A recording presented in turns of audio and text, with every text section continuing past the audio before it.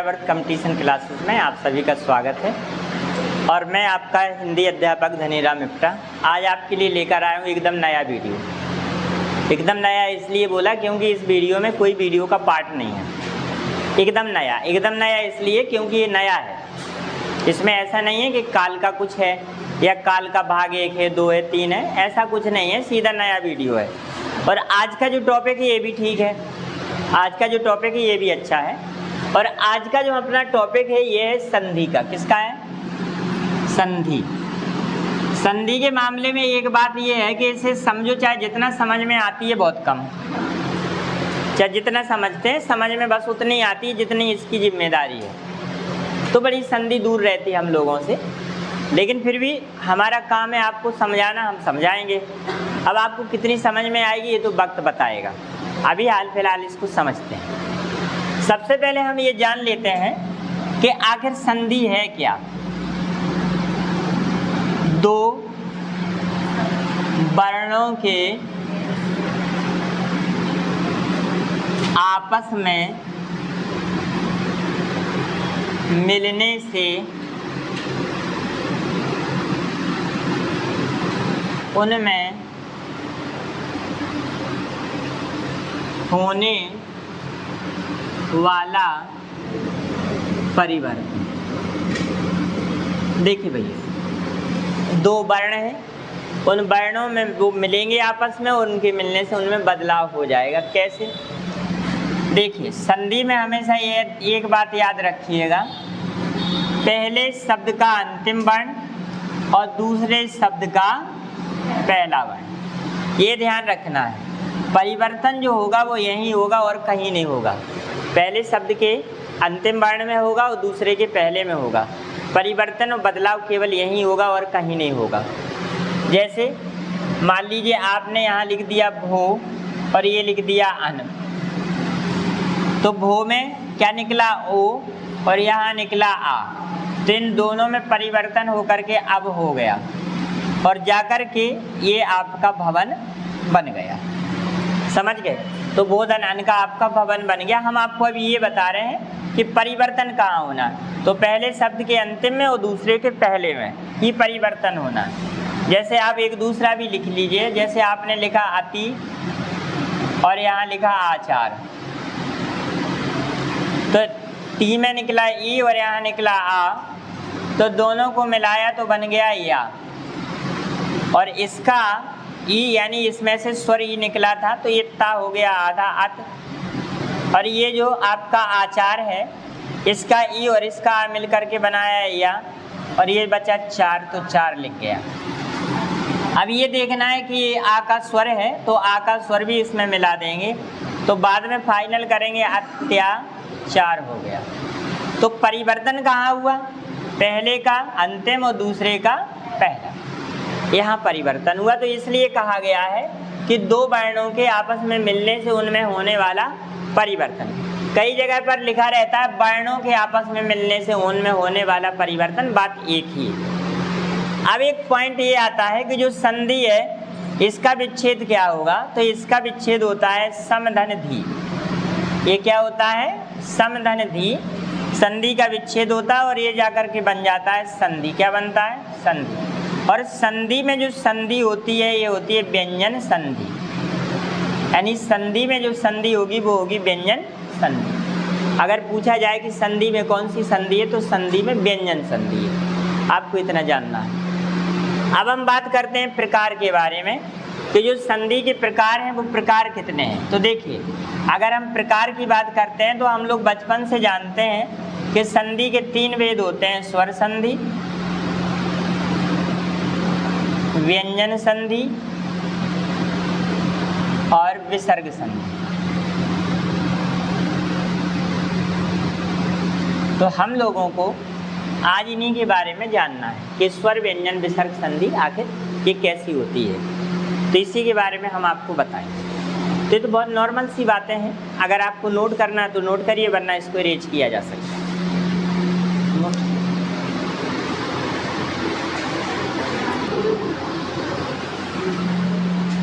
तो अब हम इसमें आप लोगों को सबसे पहले स्वर संधि के बारे में बताएंगे।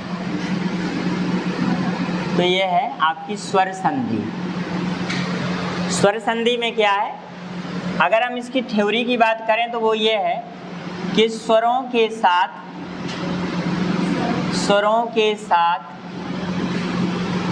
के मिलने से उनमें होने वाला परिवर्तन। देखिए,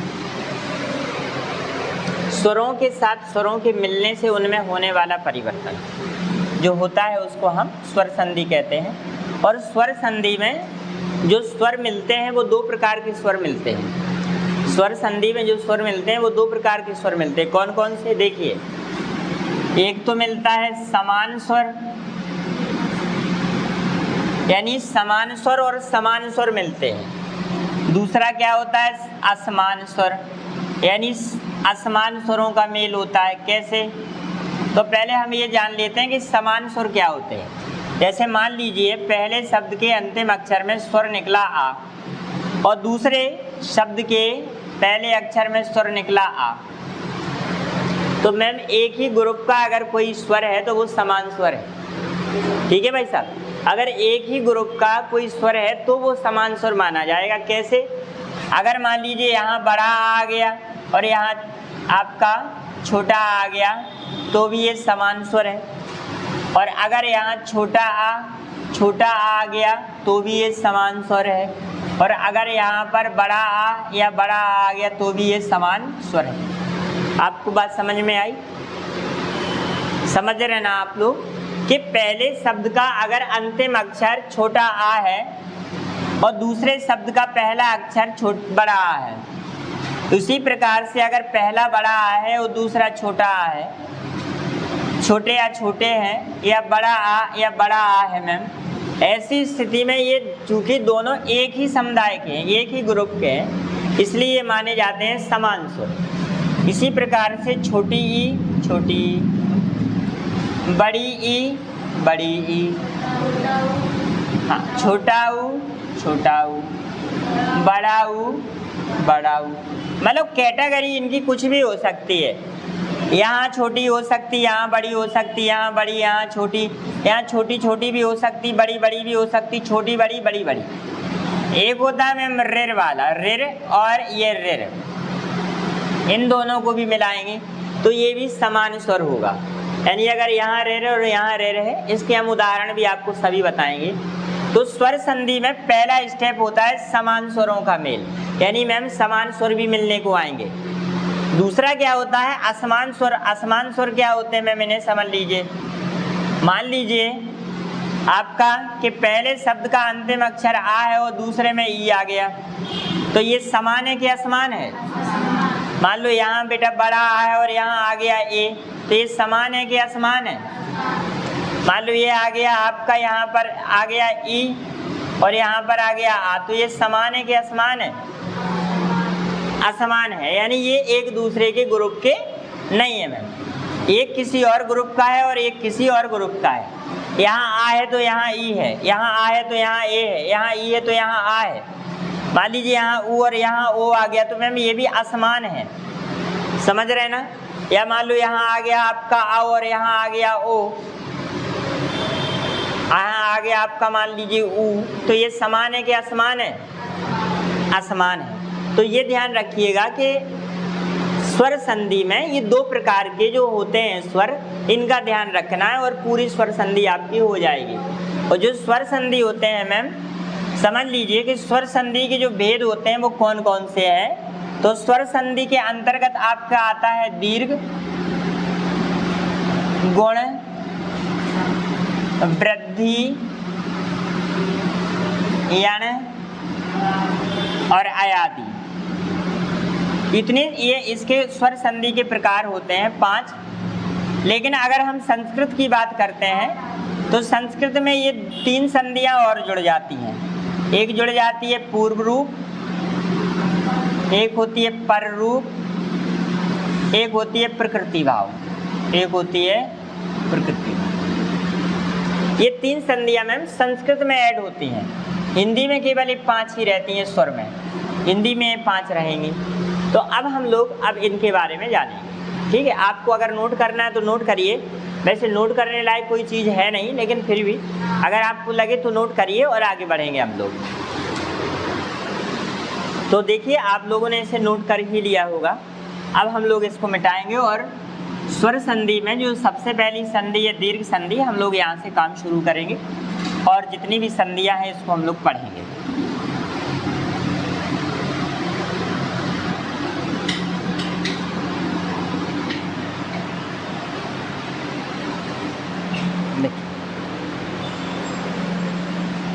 यहाँ पर हम लोग लिखते हैं दीर्घ संधि। तो यहाँ देखिए इसके सूत्र भी होते हैं जिनको आप याद जरूर करिए, कभी कभी एग्जाम में सूत्र पूछ देते हैं अका सवर्णे दीर्घा, इसका ये सूत्र होता है, आप लोग बचपन से पढ़ते आए हैं।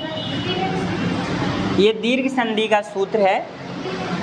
हाँ जी मैम, हिंदी में भी पूछ सकते हैं, कोई बड़ी बात नहीं है, सूत्र है हिंदी में भी पूछ लेंगे। मान लो उन्होंने लिख दिया कि अका सवर्ण दीर्घ किस संधि का सूत्र है, तो आप बता तो देंगे कम से कम कि ये दीर्घ का है। तो चलिए देखिए आपने यहाँ लिखा सर दीर्घ संधि का सूत्र है अका सवर्ण दीर्घा, लेकिन हमें इतने भर से काम नहीं है, अका सवर्ण दीर्घा का क्या मतलब है इसे समझना है। तो देखिए जो अका सवर्ण दीर्घा है इसका मतलब क्या है इसे समझिए। यहाँ हम लोग लिखेंगे, इसका फॉर्मूला है समान स्वर प्लस समान स्वर और बराबर दीर्घ स्वर। मैम ये इसका फॉर्मूला है। अका सवर्ण दीर्घा का मतलब क्या है कि जब समान स्वर का मेल किसी समान स्वर से होता है तो वह जाकर के दीर्घ स्वर बन जाते हैं, ठीक है, दीर्घ स्वर बन जाते हैं। और मैम दीर्घ स्वरों में इस दीर्घ स्वर संधि में आपको मात्र इनका मतलब समझ में आएगा, बड़ा आ, बड़ी ई, बड़ा ऊ और ये ऋ, केवल इतने का ही आपको मेल दिखाई देगा। दीर्घ संधि में जितने भी उदाहरण दिए जाएंगे आपको उन सभी में इतने का ही मैम योग देखने को मिलेगा। जब किसी शब्द के मध्य में या तो बड़े आ का स्वर मिलेगा, शब्द के बीच में या तो बड़ी ई का स्वर मिलेगा, शब्द के बीच में या तो मैम बड़ा ऊ का स्वर मिलेगा, या ऋ की मात्रा से युक्त शब्द मिलेंगे। आप समझ लीजिए, आप आंख बंद करके वैसे भी समझ लीजिए कि अगर आपको किसी भी शब्द में, शब्द के मध्य में बड़ा आ, बड़ी, बड़ा ऊ या ऋ का स्वर मिल रहा है तो आप समझ लीजिए कि वो दीर्घ स्वर संधि है। क्या है? दीर्घ स्वर संधि है। आप ऐसा मान लीजिए, लेकिन उसको समझिएगा भी, ऐसा नहीं है कि आप किसी को भी दीर्घ मान लें, आप समझिएगा। लेकिन सर अधिकांशतः ऐसे ही होते हैं। कैसे होते हैं जरा देखिए, हम आपको सर एक एक करके बताएंगे। जैसे हम पहला उदाहरण लेते हैं, सत्य धन आग्रह।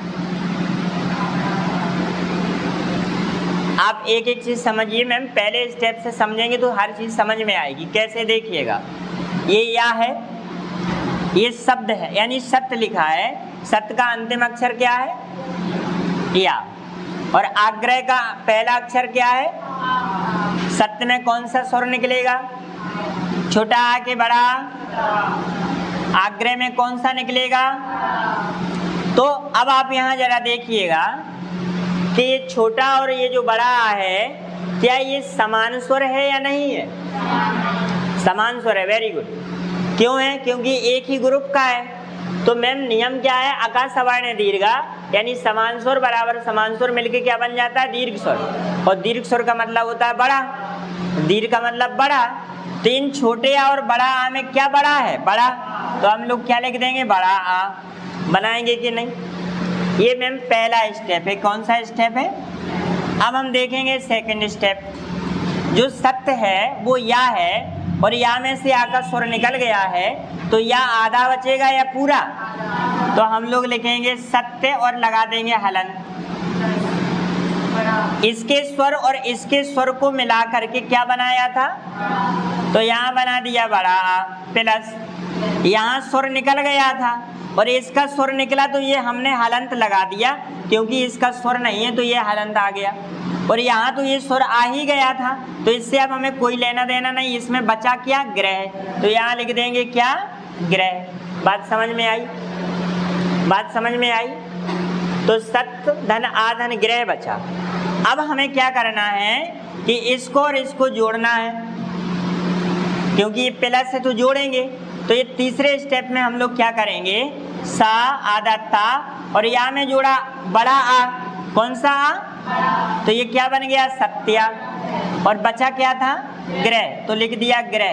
तो क्या बन गया, बात समझ में आई? तो ये सत्याग्रह हो गया। इसी प्रकार से अगर हम दूसरा उदाहरण लिखेंगे, रमा धन आलय, तो इसमें कौन सा स्वर निकला, आ। इसमें आ, तो ये देखिए समान स्वर है कि असमान है? तो जब समान है तो भैया ये क्या बन गया, ओके।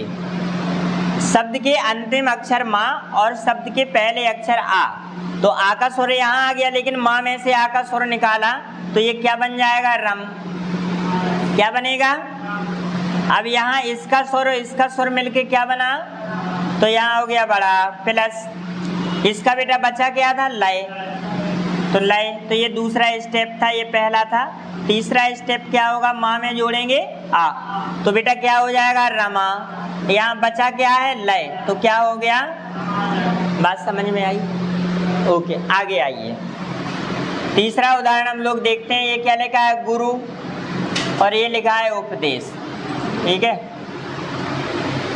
आप ध्यान से देखिए मैम, इस रा में किसका स्वर निकल रहा है, ऊ में छोटा ऊ के बड़ा ऊ, छोटा ऊ। जिन भाई बहनों को रा में छोटा ऊ और बड़ा ऊ का ज्ञान ना हो वो समझ लें, अच्छे से समझिए। देखिए रा है और रा में ये जो घुंडी आई है, अगर ये टच नहीं है, ये आपस में टच नहीं है, तो ये छोटा ऊ होता है।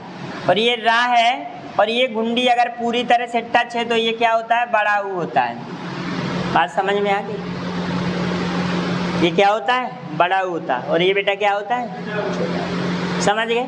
तो यहाँ ये घुंडी टच है कि नहीं है, तो छोटा ऊ प्लस छोटा ऊ, तो छोटा ऊ मिलके क्या बनाना है, पहला स्टेप। दूसरा स्टेप, रा में से स्वर निकल गया तो बचेगा गुर, धन ऊ, धन पदेश। क्या लिखा है, पदेश। अब देख, रा में बड़ा ऊ जोड़ेंगे तो अब घुंडी टच वाला रा बन जाएगा। देखिए इसमें अंतर आ गया। तो गुरु और पदेश, तो पदेश, तो क्या हो गया, गुरुपदेश। क्या हो गया, गुरुपदेश हो गया। लिख लिया। इसके बाद चौथा उदाहरण देखिए, ये लिखा है मात्र और ये लिखा है ऋणम। क्या लिखा है, मात्र और ये लिखा है ऋणम। बात समझ में आ रही?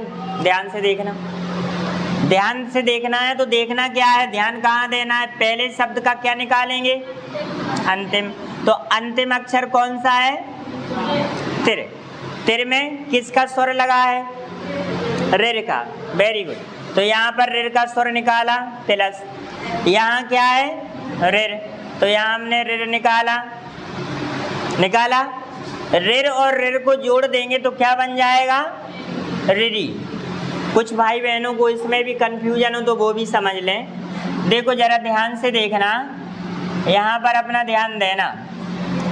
ये ऋ होता है, क्या होता है, ऋ होता है। इसमें देखो एक घुंडी लेकर के नीचे एक घुंडी मुड़ गई, बस केवल यहाँ एक खत्म हो गया, तो ये ऋ है। इसे आप लोग ऋषि पढ़ते हो, आज तक ऋषि पढ़ते आए हो बचपन में, किसी टीचर ने आपको समझाया नहीं होगा कि ये ऋ होता है, हाँ या ना। अब उन्होंने नहीं समझाया या आपने नहीं समझा, वो भगवान जाने, हम तो उस समय जन्म हुआ नहीं होगा। ठीक है भाई, हम तो वहाँ थे नहीं, तो हमें पता ही नहीं है। भाई लोग हैं जो भी समझाया हो और आपने जो समझा हो आप जानो, लेकिन अभी आप समझ लीजिए और सीख लीजिए। देखो जरा ध्यान से बेटा, एक घुंडी आई और फिर यहाँ मुड़ी थी तो ऋ थी, लेकिन बेटा देखो एक घुंडी आई, फिर दूसरी घुंडी आई और तीसरी में ऐसे मोड़ा, तो ये क्या बन गई, ऋरी। क्या बन गई, ऋरी। मजाक की बात नहीं है, हम मजाक में समझाते हैं लेकिन मजाक नहीं समझाते हैं, समझ रहे आप। हमारी बात पे हंसना लेकिन मजाक ना समझना, ठीक है। हंस के पढ़ाना समझाना है हमारा मेथड है, हमारी मजबूरी थोड़ी है। तो बेटा समझो, तो रेर और रेर मिलके क्या बन गए? रिरी। अच्छा पहला स्टेप। दूसरा क्या है भैया? त्रे में से रेर निकल गया तो ये क्या बचा? मात। क्या बचा? और बेटा रेर और रेर मिलके क्या बन गए? रिरी। यहाँ क्या बचा? डम। बात आई समझ में? अच्छा अब एक ज्ञान और सीख लीजिए आप हमसे, आपको आता तो नहीं होगा लेकिन सीख लीजिए। देखो बेटा, अगर जब ता में रा जोड़ा जाएगा तो त्रा बनेगा। ध्यान से समझना, अगर ता में रा जोड़ेंगे तो क्या बनेगा? ध्यान से देना। अगर रा पहले है और किसी भी अक्षर में जोड़ दिया जाएगा तो ये क्या बनेगा? रेप बनेगा। क्या बनेगा? रेप की मात्रा बनेगी। जैसे हम लिख दें यहाँ पर कि रिर है और का है और बाद में अगर जोड़ेंगे तो एक ऐसी मात्रा लगेगी। देखो ये रेप की मात्रा होती है। किसकी होती है? रेप। ये रेप की मात्रा है ये, जैसे तर्क में। बात समझ में आई? अगर रा आधा किसी अक्षर के पहले है तो रेप की मात्रा में जाएगा, और अगर कोई अक्षर यहाँ आधा है और बाद में रा पूरा है तो ये जाके तिर बन जाएगा। जैसे ता में रा जोड़ा तो तिर बन गया। लेकिन ध्यान रखना कि अगर ता में आपने रिर जोड़ा तो जाकर के तिर बनेगा। क्या बनेगा? तिर बनेगा। ध्यान रख लीजिए, क्या बनेगा? अगर ता में रा जोड़ा तो तिरा और ता में रिर जोड़ा तो तिर। याद रखना है, ये तिरा है, इसका प्रोनाउंसिएशन क्या होगा? तिरा। TR तिरा। लेकिन इसका प्रोनाउंसिएशन जो होगा वो होगा तिर। TIR। याद रख लीजिए, तिर। ये बहुत मामूली सी चीज नहीं है, बहुत बड़ी चीज है, लेकिन लोग बताते नहीं होंगे। आपने अगर कभी पढ़ा हो तो बताओ, तो इसलिए हम आपको बता रहे हैं। तो देवी आपने हमसे पढ़ा है हाँ, ना मिटाएं, ठीक है। तो देखिए इसको पूरा कर लीजिए फिर आगे बढ़ेंगे। देखिए तो अब आप समझ ही गए होंगे भाई, अगर माँ का तो माँ रहना है, उत्ता में जोड़ना है रेर, तो क्या जो हो जाएगा? मात्र। और यहाँ अड़म है ही तो क्या हो जाएगा बेटा? मात्रडम। तो मात्रदन रडम का संधि क्या हो जाएगा? और मात्रडम में कौन सी संधि हो जाएगी? दीर्घ संधि। कौन सी संधि? दीर्घ स्वर संधि हो जाएगी। अब आप इसे नोट कर लीजिए।